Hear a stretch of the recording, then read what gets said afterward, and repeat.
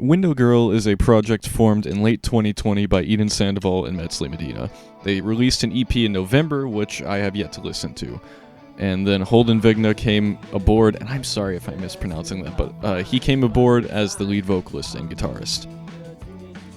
I've decided to review their new track, Royal Smudge, because why not? But also because these are actually people I've known for quite a while, and maybe reviewing their new project on my channel will introduce them to the 132 people that are subscribed to me and the 4 people that actually still watch my content. Without delaying the actual content any further, let's get into the review.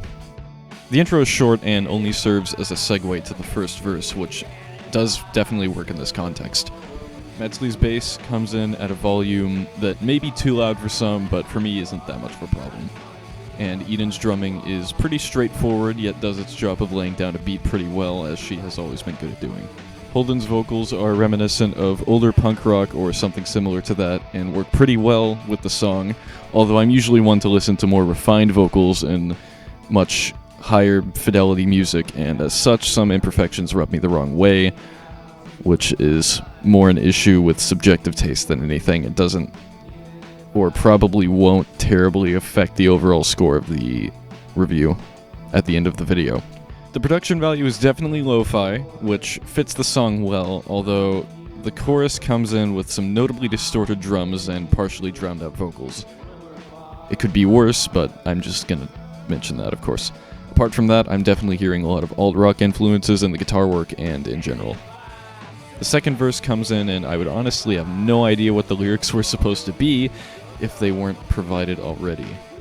Apart from that, Eden's backing vocals work amazingly as the song transitions into a second repetition of the chorus. It was at this point, the second time around, listening to the song for this review, that I faintly heard what I could only deduce as being Metzli's vocals, which work well to add extra depth and texture to the chorus, although you might not hear it the first time. I'm surprised I did. The outro is a pretty simple one that really benefits from the lo-fi production value and fills its role in the same way the outro does to open the song.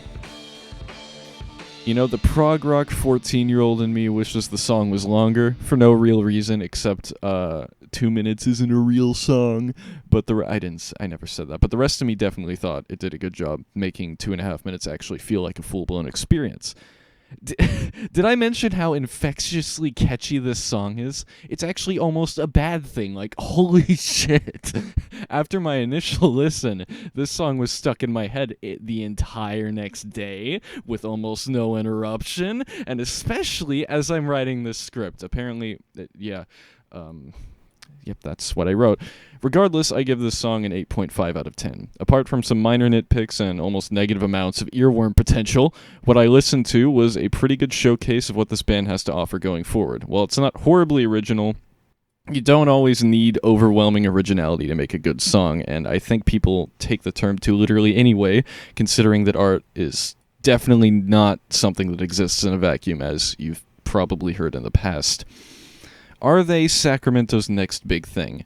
I kind of doubt it, because that's a huge bar to set for yourself, but only time will tell. Maybe I'm wrong, but that is the review.